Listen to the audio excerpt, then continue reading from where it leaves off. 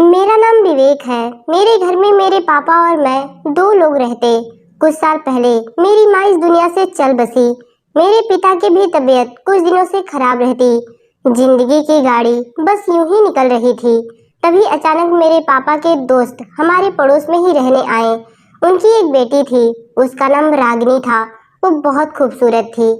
रागिनी जब से हमारे पड़ोस में रहने आई थी, कभी कभार वो हमारे घर पर आ जाती और हमारे घर के कामों में भी हाथ बटा देती। रागिनी दिखने में खूबसूरत होने के साथ साथ एक सुलझी हुई लड़की थी। धीरे धीरे मेरे पापा मेरे लिए रागिनी को पसंद करने लगे।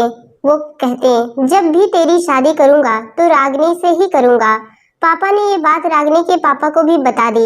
रागिनी के पापा को इस बात से कोई एतराज नहीं हुआ और कुछ ही दिनों में मेरी और रागिनी की शादी हो गई और रागिनी दुल्हन बनकर हमारे घर आई। रागिनी बहुत अच्छी थी।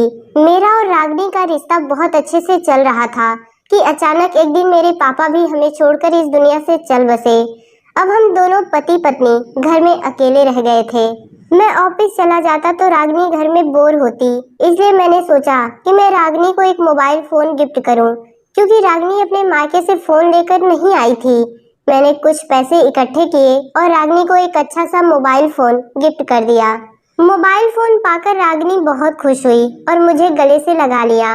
उसे खुश देखकर मुझे भी सुकून मिला कि चलो, मैं इसके लिए कुछ तो कर पाया जो इसके चेहरे पर मुस्कान आई, वरना बेचारी अकेली इस घर में बोर होती थी। हम पति पत्नी के दिन कुछ इसी तरह गुजर रहे थे। मैं और मेरी पत्नी अपनी गृहस्थी में बहुत खुश थे, पर मैंने महसूस किया कि जब से मैंने रागिनी को मोबाइल फोन दिया था, वो ज्यादातर टाइम फोन पर ही बिताती। एक दिन मैंने बातों ही बातों में उससे कहा कि जब से फोन तुम्हारे हाथ में आया है, तुम तो मुझे भूल ही गई हो। तो वो मेरा जवाब देते हुए कहने लगी, हाँ, पहली बार फोन मिला है ना, इसमें इतनी सारी चीजें हैं, क्या मैं इन्हें देखूं भी नहीं? लेकिन उसे देखकर लगता नहीं था कि उसे पहली दफा फोन मिला है। उसने मोबाइल के किसी भी सेटिंग के बारे में मुझसे पूछा नहीं, खुद ही व्हाट्सएप बना लिया और बिना पूछे मोबाइल की सारी सेटिंग कर ली। पर मैंने उस पर कोई शक नहीं किया। पर बात जब हद से ज्यादा हो जाए तो शक अपने आप हो जाता है।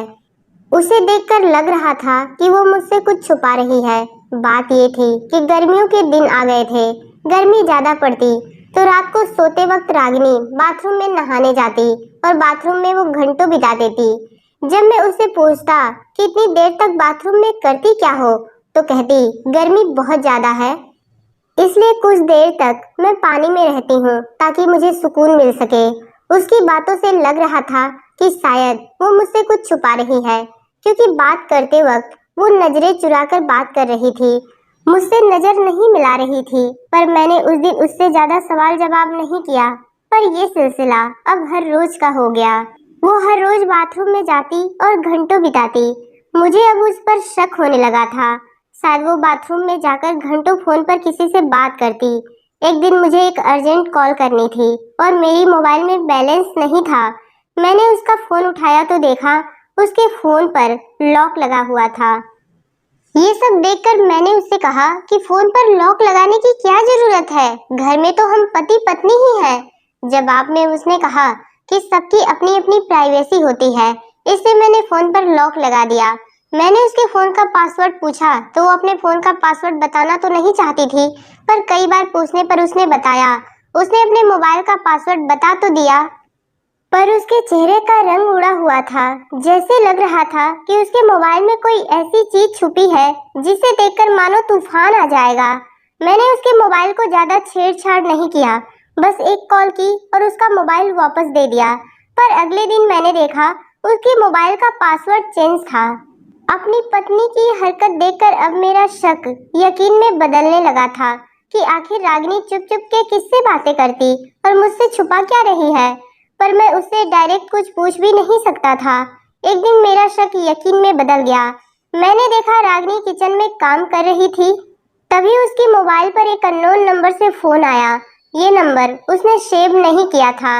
मैंने उस नंबर को अपने मोबाइल में सेव कर लिया ताकि मैं पता लगा सकूं कि आखिर ये किसका नंबर है और ये मुझसे क्या छुपा रही है। मैं अपनी पत्नी पर शक नहीं करना चाहता था। मैं उससे बहुत प्यार करता। पर वो हरकत ही कुछ ऐसी कर रही थी कि ना चाहते हुए भी मुझे उस पर शक करना पड़ा। उस नंबर पर मैंने कॉल लगाई पर किसी ने फोन नहीं उठाया। मैंने कई दिन उस नंबर पर ट्राई किया तो एक दिन फोन लग गया। किसी ने फोन तो उठाया पर उधर से कोई आवाज नहीं आई, बस सांस चल रही थी। ऐसा लग रहा था कि वो शख्स ये चाह रहा था कि पहले मैं बोलूं, पर मैंने कुछ नहीं बोला और फोन काट दिया। अब मुझे इस नंबर के बारे में पता लगाना था कि आखिर ये किसका नंबर है। मेरा एक दोस्त पुलिस डिपार्टमेंट में काम करता था। मैंने उससे कहा कि इस नंबर की लोकेशन पता करो। इस बात पर उसने कहा, क्या बात है, कोई बहुत बड़ी परेशानी आ गई है क्या कि नंबर की लोकेशन पता कर रहे हो? मैंने बात को टालते हुए कहा, नहीं, कोई खास बात नहीं है, बस मुझे इस नंबर की लोकेशन चाहिए। ये नंबर किसका है? उसने मुझसे नंबर ले लिया और बोला कि 3 से 4 दिन बाद मैं तुम्हें इसकी लोकेशन भेज दूंगा। पता नहीं, जब से वो नंबर मुझे मिला था मुझे कुछ बेचैनी सी होने लगी थी। एक दिन मैंने अपनी पत्नी से पूछा कि वो मेरे साथ खुश तो है ना? उसने कहा, हाँ, मैं आपके साथ बहुत खुश हूँ और आपसे बहुत प्यार भी करती हूँ। पर आप ये सब क्यों पूछ रहे हैं? उसकी बातों से लग रहा था कि वो मुझे कभी धोखा नहीं दे सकती। लेकिन ये सब क्या था? शक इंसान को जीने नहीं देता। मुझे ये शक दूर करना था। अगर मैं गलत निकलता तो मैं अपने आप को सारी जिंदगी माफ नहीं करता, और अगर मेरी पत्नी गलत होती तो मैं क्या करता? इसलिए मुझे इस शक की दीवार के बीच में नहीं रहना था। अब मुझे अपने दोस्त के मैसेज का इंतजार था कि वो जल्दी से लोकेशन भेजे। 1-2 दिनों में मेरे दोस्त ने उस नंबर की लोकेशन भेज दी। जब उस लोकेशन के बारे में मुझे पता चला तो मेरे तो होश उड़ गए, क्योंकि वो लोकेशन जहाँ की थी वो तो एक कोठा था जहाँ पर सभी मर्द अपनी तन्हाई दूर करने जाते। मेरी पत्नी किसी ऐसे इंसान से बात कर रही थी जो कोठे पर रहता था। आखिर वो कौन था जिससे मेरी पत्नी बात करती? उस कोठे पर रहने वाले इंसान से मेरी पत्नी का क्या ताल्लुक था जो ऐसी जगह पर रहता हो? ऐसी जगह पर कौन लोग रहते हैं ये तो सभी अच्छी तरह जानते हैं। मुझे अपनी पत्नी से ये उम्मीद नहीं थी कि वो ऐसी जगह जाती है या किसी से बात करती है। लोकेशन जानते ही मैं उस जगह पर जाने लगा जहाँ पर वो कोठा था। मैं ये पता लगाना चाहता था कि आखिर वो कौन इंसान है जो मेरी पत्नी से हर रात बात करता। रास्ते में जाते वक्त मेरे दिमाग में अजीबोगरीब सवाल आ रहे थे। यही सब सोचते विचारते मैं वहाँ पर पहुँच गया। जब मैं वहां पहुंचा तो शाम का वक्त था। सभी औरतें मेकअप किए हुए बैठी हुई थी। मुझे देखकर वो मेरे करीब आने लगी। मैंने उन लोगों से कहा कि मुझे किसी से बात करनी है। मैं वहीं पर खड़े होकर उस नंबर पर फोन लगाने लगा। ये जानकर मुझे हैरानी हुई कि मेरे फोन करते ही किसी की रिंगटोन वहीं पर बजने लगी। कुछ देर बाद फोन कट गया और रिंगटोन भी बंद हो गई। इसका मतलब तो यही था कि मैं जिसको भी कॉल करने की कोशिश कर रहा था वो आसपास ही मौजूद था। मैंने फिर से कॉल की तो फिर से रिंगटोन बजने लगी। मैं उस रिंगटोन की तरफ जाने लगा तो देखा एक छोटा सा कमरा था जिसके अंदर से आवाज आ रही थी। कमरे का दरवाजा खुला हुआ था। मैं कमरे के अंदर गया तो सामने का मंजर देखकर हैरान रह गया। वहां एक चारपाई पर बूढ़ी सी औरत बैठी थी। उस कमरे में दाखिल होते ही मेरी नजर उस कमरे की दीवार पर पड़ी तो मेरे तो पसीने छूटने लगे, क्योंकि दीवार पर एक तस्वीर लगी थी। वो तस्वीर किसी और की नहीं बल्कि मेरी पत्नी रागिनी की थी। उस बूढ़ी औरत की शक्ल मेरी पत्नी से मिल रही थी। वो मुझे देखते ही हैरानगी से बोली, बेटा तुम, जैसे वो मुझे जानती हो। मैंने गुस्से में उस औरत से कहा, मैं आपका बेटा नहीं। कौन है आप और मेरी पत्नी को आप कैसे जानती हैं? आप मेरी पत्नी की तस्वीर यहाँ पर क्यों लगा कर रखी है?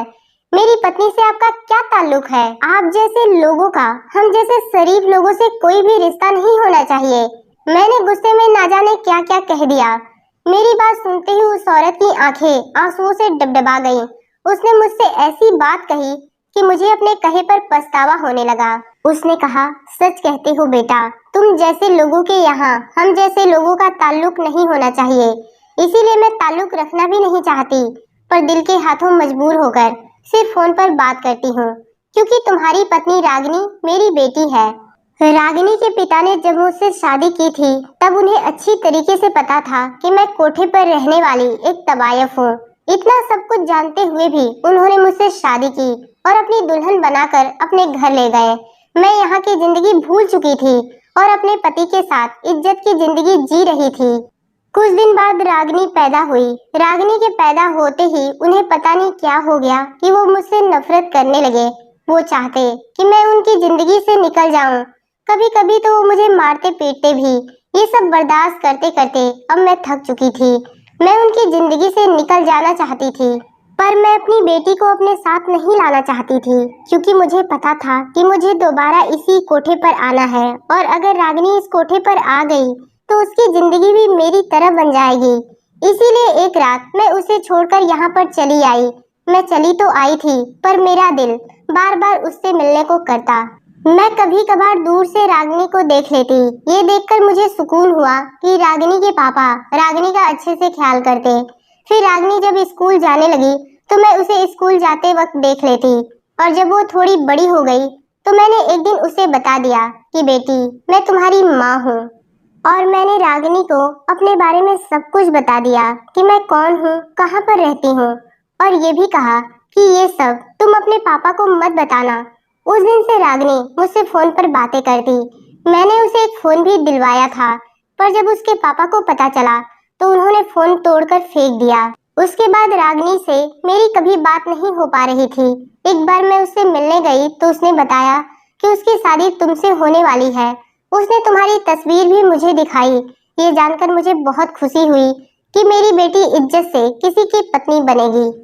शादी के कुछ दिन बाद रागिनी ने मेरे पास फोन किया और बताया कि तुमने उसे एक मोबाइल गिफ्ट दिया है। तब से रागिनी मुझसे ही बातें करती। रागिनी की माँ ने जब मुझे ये सब बताया तो मुझे अपने कहे पर बहुत शर्मिंदगी हुई। मैंने उनसे माफी मांगी और उन्हें अपने साथ अपने घर लेकर आया। वो हमारे साथ आना नहीं चाहती थी, पर मैं जबरदस्ती उन्हें अपने घर लेकर आ गया। रागिनी उन्हें देखते ही गले लगकर फूट फूट कर रोने लगी। मैंने रागिनी को सारी बातें बताई। रागिनी की माँ अब हमारे साथ ही रहती है। रागिनी पहले से भी ज्यादा खुश रहती है। ये सब देखकर मुझे सुकून मिलता कि मैंने अपनी जिंदगी में एक बहुत अच्छा काम किया, एक माँ और बेटी को मिलवाकर। दोस्तों, शक एक ऐसी बीमारी है जो इंसान को जीते जी मार डालती है और पति पत्नी के बीच तो ऐसा रिश्ता होना चाहिए कि वो अपने दिल की बात एक दूसरे के साथ शेयर कर सके। शायद मेरे में ही कोई कमी रह गई थी जो रागिनी अपने मन की बात मेरे साथ शेयर नहीं कर पाई। वो तो मैंने सब कुछ पता लगाया, वरना आज हमारे रिश्ते के साथ क्या होता इसका कोई अंदाजा नहीं। तो दोस्तों, ये कहानी आपको कैसी लगी कमेंट में बताइएगा। धन्यवाद।